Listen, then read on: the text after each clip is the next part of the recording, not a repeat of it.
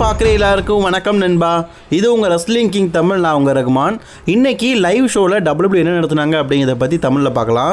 அதுக்கு முன்னாடி சேனலுக்கு ஃபஸ்ட் டைம் வந்துருக்கோங்க, சப்ஸ்கிரைப் பண்ணி பெல் ஐக்கானை கிளிக் பண்ணி வச்சுக்கோங்க. தினமும் போடுற ரெஸ்லிங் செய்யலை தமிழில் தெரிஞ்சுக்கோங்க. ஃபர்ஸ்ட் மேட்சாக பெய்லிக்கும் டிஃபனி சேஷனுக்கும் ஒரு சிங்கிள்ஸ் மேட்சாக நடத்தியிருக்கிறாங்க. இதை நம்ம நிறைய தடவை பார்த்துருக்குறோம். பட் இருந்தாலும் மேடிசஸ் குறைக்கான இல்லை, பெய்லிக்கு ஒரு மேட்ச் கொடுக்கணும் அப்படிங்கிறதுக்காக இந்த மேட்சை கன்ஃபார்ம் பண்ணியிருக்காங்க போல இருக்குது. இந்த மேட்ச்சில் பெய்லி வந்து டிஃபனி சேஷனை ரொம்பவே க்ளீனாக பீட் பண்ணி இந்த மேட்ச்சில் வின் பண்ணிட்டாங்க. டிஃபனி கிட்ட மணி இந்த பேங்க் இருக்குது அப்படிங்கிறது தான் ஒரு பேர். மெயின் ராஸ்டர்லையும் ஒழுங்காக கட்டுறதில்ல, லைவ் ஷோலையும் ஒழுங்காக கட்டுறதில்ல. தோக்குறாங்க. அவங்க எல்லை முடிகிற வரைக்கும் தோற்றுக்கிட்டே இருக்கிறாங்க. இது எங்கிட்டு போய் எங்கே முடிய போகுது அப்படிங்கிறது எனக்கு ஒன்றும் தெரியலை. ஸோ மேபி இதே மாதிரி தான் கார்மெலா இருந்தாங்க, அதாவது கார்மெலா.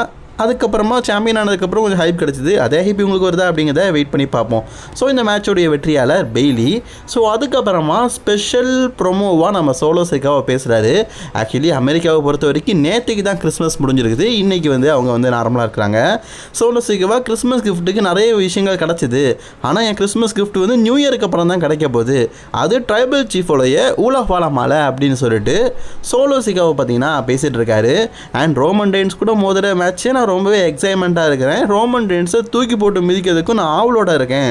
அதுக்கப்புறமா 2 ட்ரைபல் சீஃப்லாம் கிடையாது, உங்களுக்கு ஒரே ட்ரைபல் சீஃப், அது நான் தான் அப்படிங்கிறதையும் சோலோ சிக்காவை பார்த்தீங்கன்னா ஒரு ப்ரோமோ மூலிமா பேசியிருக்காரு.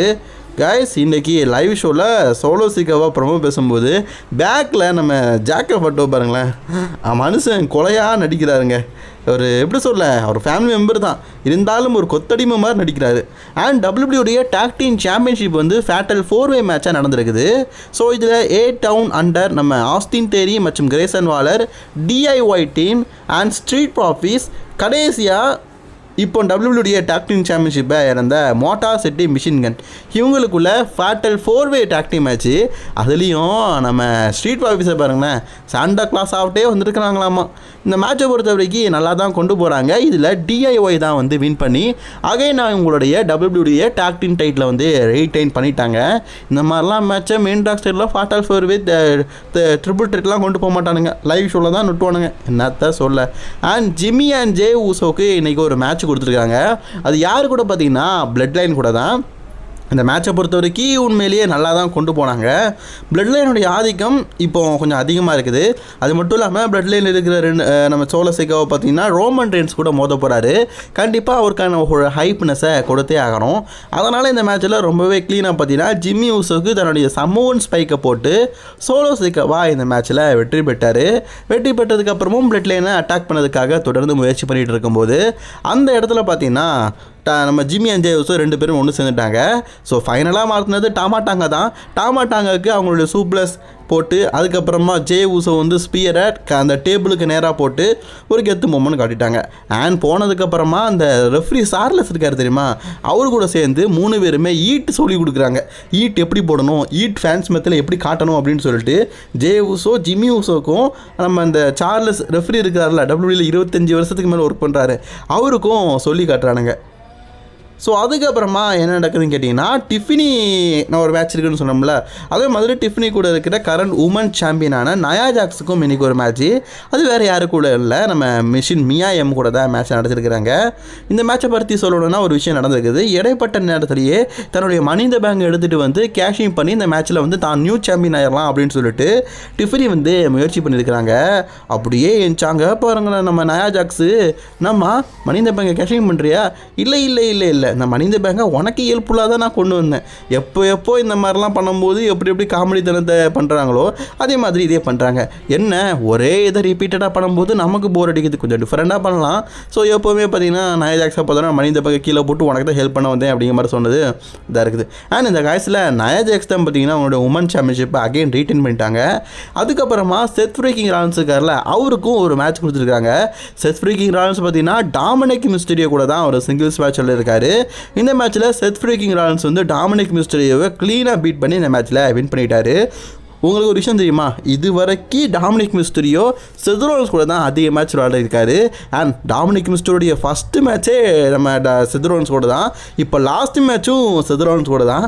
இது ஒரு கோ இன்சிடெண்ட்டாக இருக்குது பார்த்தீங்களா, ஒரு ஒற்றுமை இருக்குல்ல. ஸோ அதுக்கப்புறமா பார்த்தீங்கன்னா ஒரு steel cage match Cody Rhodes versus Kevin Owens. Cody Rhodes தான் இன்ஜுரி ஆச்சப்பா அப்படின்னு கேட்டிங்கன்னா நானும் வந்து எதிர்பார்ப்பில் தான் பார்த்தேன். ஸோ இது steel cage match. Kevin Owens வந்து தன்னுடைய ஈகிள் WBC சாம்பியன்ஷிப்பை கொண்டுட்டு வராரு. சரி, கோடி ரோட்ஸ் வரமாட்டார் போல இருக்குது அப்படின்னு பார்த்தா கோடி ரோட்ஸ் தன்னுடைய கழுத்தில் அடிபட்டுருக்குல, அதனால் நெக் பேண்ட் போட்டுட்டு தன்னுடைய கழுத்தில் உண்மையிலே அடிபட்டுருக்குது அப்படிங்கிறத ரசிகர்கள் முன்னாடி காட்டணும் அப்படிங்கிறதுக்காக நெக் பேண்ட் போட்டுகிட்டே வந்திருக்காரு. மேட்சும் நல்லா தான் கொண்டு போகிறாங்க. காய்ஸ், இது ஒரு ஸ்டீல் கேஜ் மேட்ச்சு. ஒருத்தர் பின்ஃபால் பண்ணி தான் வின் பண்ணணும் அப்படிங்கிறதில்ல. இந்த ஸ்டீல் கேஜை விட்டு வெளியே தாண்டி போனாலும் அவங்க வெற்றி தான். அதனால் ஆக்சுவலி இதுக்கப்புறமா எப்படியும் கெவின் ஓவன்ஸும் கோடி ரோட்ஸ்க்கும் மேட்ச் நிறைய நடத்துவாங்க. ஸோ அதனால் இப்போவே இதை முடிக்கணும்னு சொல்லிட்டு 2 பேருமே வெளியில் ஏற முயற்சி பண்ணும்போது கெவின் ஓவன்ஸ்க்கு முன்னாடி கோடி ரோட்ஸ் பார்த்தீங்கன்னா அந்த கூண்டை விட்டு வெளியே வந்துட்டார். அதனால் அவரோட டைட்டில் ரீட்டைன் பண்ணிட்டாராம். அண்ட் WBC சாம்பியன்ஷிப் அண்ட் இது ஈகிள் சாம்பியன்ஷிப் 2 சாம்பியன்ஷிப்பையுமே கோடி ரோட்ஸ்ட்டை கொடுத்துட்டாங்க. இதுக்கப்புறமா கெவின் ஓவன்ஸ்ட்டை இருக்கக்கூடாதுன்னு கெவின் ஓவன்ஸ் அதை தடுக்கிறதுக்காக வரும்போது கெவின் ஓவன்ஸுக்கு கோடி ரோட்ஸ் அவருடைய ஃபினிஷரை போட்டு இந்த 2 டைட்டிலையும் எடுத்துகிட்டு போயிட்டார். இதுக்கப்புறமா கெவின் ஓவன்ஸ்ட்டை இந்த டைட்டில் இருக்காதுன்னு சொல்லிட்டு எதிர்பார்க்கலாம். ஸோ அதுக்கப்புறமா பார்த்தீங்கன்னா WWE உமன்ஸ் வேர்ல்ட் சாம்பியன்ஷிப் இது வந்து நம்ம லிவ் மோர்கனுக்கும் இயோ ஸ்காய்க்கும் நம்ம ஆல்ரெடி மெயின் ஷோலேயே நிறைய மேட்ச் பார்த்துருப்போம். இந்த மேட்சை அகைன் பார்த்தீங்கன்னா நடத்திருக்கிறாங்க. இந்த மேட்ச்சில் ரிசல்ட் என்னாச்சுன்னு கேட்டிங்கன்னா இயோ ஸ்காய் வந்து தோற்று போயிட்டாங்க. வழக்கம் போல தான் இந்த மேட்ச்சில் வந்து ஸ்டில் சாம்பியனாக லிவ் மோர்கன் ஆயிட்டாங்க. அண்ட் மெயின் ஈவெண்ட் பார்த்தீங்கன்னா கந்தருக்கும் டேமியன் பீஸுக்கும் வேர்ல்டு ஹெவி சாம்பியன்ஷிப் இதுவும் ஒரு steel cage match. Steel cage மேட்ச்சை ஒரு இதில் 2 தான் நடத்துகிறாங்க. இந்த மாதிரி மெயின் ஷோவில் நடத்துகிறானுங்களா? என்னத்த சொல்ல. அண்ட் இதில் நான் குறிப்பாக சொல்லணும்னா CM Punk சொல்லியே ஆகணும் கைஸ். இவங்க 2 பேரும் சண்டை போட்டுட்டு இருக்கும்போது ஜட்ஜ்மெண்ட் எல்லாம் வந்துட்டானுங்க. ஏன்னா டேமியனை தோக்கடிக்கிறதுக்காக. அப்போது பின்னாடி பேக் ஸ்டேஜில் குளிச்சுட்டு இருந்துப்பார் போல இருக்குது CM Punk. அப்படியே டவலை கட்டிட்டு வராரு பாருங்களேன். ஐயா CM Punk என்ன ஆச்சு உனக்கு? பழைய மெமோரியல் ஞாபகத்தெல்லாம் கடத்துறாருங்க. ஸோ CM Punk வந்து அப்படியே குளிச்சுட்டே வந்துட்டார். ஸோ தலையில் அந்த போடுவாங்களா அமெரிக்காவில் தலை முடி நனையக்கூடாதுன்னு நம்ம ஊரில் உள்ள சில பேர் போட்டாங்க. அண்ட் அந்த துண்டோட பார்த்தீங்கன்னா ஓடி வந்து சண்டை போட்டுருக்காரு. அதுலேயும் பார்த்தீங்கன்னா மற்றவங்கெல்லாம் அட்டாக் பண்ணி GTSலாம் தூக்கி போட்டு மிச்சிருக்காரு. CM Punk நீ வர வேற லெவலில் பண்ணிகிட்டே இருக்கையா. இந்த மூமெண்ட்டை ஃபேன்ஸ் யாருமே எதிர்பார்க்கல. இது ஒரு சர்ப்ரைஸ்லி மூமெண்ட்டாக இருந்தது. அண்ட் இந்த மேட்ச்சில் வந்து ரொம்பவே க்ளீனாக பார்த்தீங்கன்னா குந்தர் வந்து அவருடைய வேர்ல்டு ஹெவி சாம்பியன்ஷிப்பை ரீடைன் பண்ணிட்டாரு. பட் ஆனால் CM Punkோட இந்த மூமெண்ட் வந்து பல ஃபேன்ஸை என்டர்டெயின்மெண்ட் பண்ணிச்சு. ஓகே, இன்றைக்கி லைவ் ஷோவில் இதுதான் நடந்தது. உங்கள்கிட்ட நான் எக்ஸ்பிளைன் பண்ணிட்டேன். பிடிச்சிருந்துன்னா லைக் ஷேர் பண்ணிக்கோங்க. தொடர்ந்து வீடியோ பார்க்க சேனலை சப்ஸ்கிரைப் பண்ணிக்கோங்க.